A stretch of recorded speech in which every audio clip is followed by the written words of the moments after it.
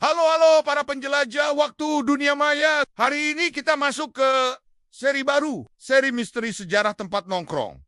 Asik buat kalian yang suka mikirin hal-hal misterius yang belum kelar dibahas sejak zaman batu. Hari ini kita bakal menyelam ke salah satu misteri paling membingungkan dari zaman kuno. Siapa sih sebenarnya bangsa Sea People? Bukan! Ini bukan boyband dari Atlantis atau kru kapal One Piece. Tapi emang segitu misteriusnya. Sampai para sejarawan ngelus dada sambil garuk-garuk kepala.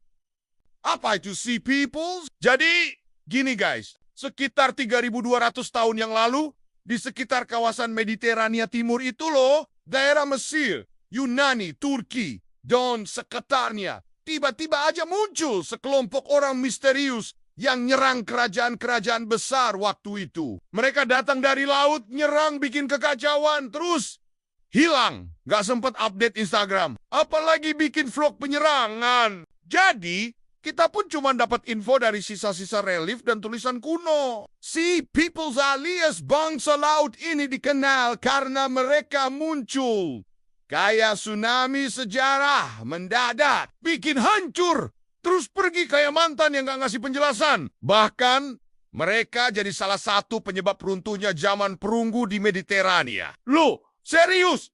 Iya! Beberapa kerajaan besar kayak Hittite di Anatolia, Mycenae di Yunani, sampai Mesir pun kelabaka. Satu-satunya sumber utama soal Sea Peoples itu berasal dari Mesir.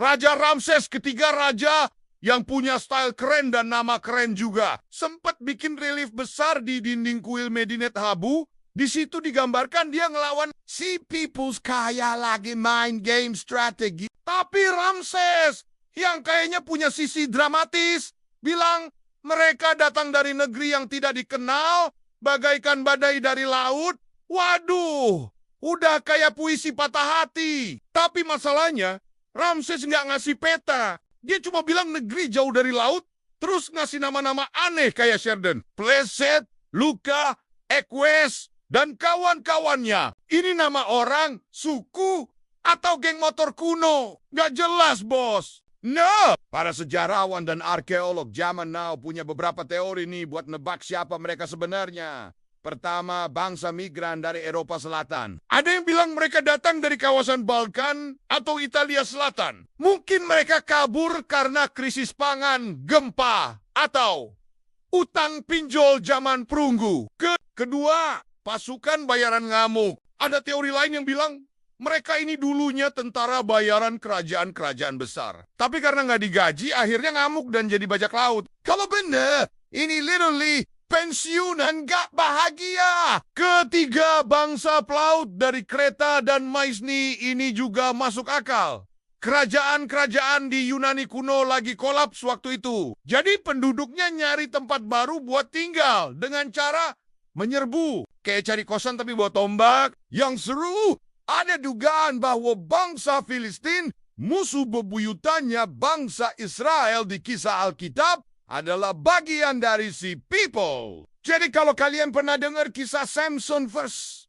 Delilah atau Daud versus Goliath tuh, bisa jadi ceritanya nyambung ke Sea People juga. Bahkan kata pleset dari catatan Ramses diyakini adalah bentuk awal dari kata Filistin. Jadi Sea Peoples bukan cuma bikin hancur kerajaan, tapi juga mewarnai sejarah budaya dan agama sampai sekarang. Wow, dampaknya luas, bro. Sampai sekarang, siapa Sea Peoples masih jadi misteri. Mereka nggak ninggalin catatan pribadi, nggak bikin blog perjalanan, dan jelas nggak update status lagi nyerang Mesir nih. Wish us luck. Bahkan beberapa arkeolog sekarang mikir, gimana kalau kita salah nangkep semuanya? Gimana kalau istilah Sea Peoples itu cuma label yang dibuat Mesir buat nunjuk orang asing manapun yang datang dari laut. Nah, jangan-jangan ini cuma branding doang. Kayak anak Jaksel buat semua yang suka ngopi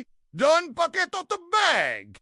Jadi Sea Peoples itu siapa? Jawaban singkatnya nggak tahu. Jawaban panjangnya, bisa jadi bangsa pengungsi, pelaut pemberontak, mantan pasukan bayaran, atau semuanya sekaligus. Tapi Satu hal yang pasti, mereka berhasil mengguncang dunia kuno dan bikin kita ribuan tahun kemudian masih bertanya-tanya. Kayak cinta pertama yang gak pernah ketahuan namanya. Terima kasih udah nonton seri Misteri Sejarah. Jangan lupa like, comment, dan subscribe biar kalian gak ketinggalan episode selanjutnya yang bakal bahas Atlantis, mitos, hoax, atau emang nyelam ke dalam banget. Sampai jumpa di episode berikutnya. Dan ingat, sejarah itu bukan cuma masa lalu tapi juga teki yang belum selesai disusun. Bye-bye. Jangan tenggelam ya.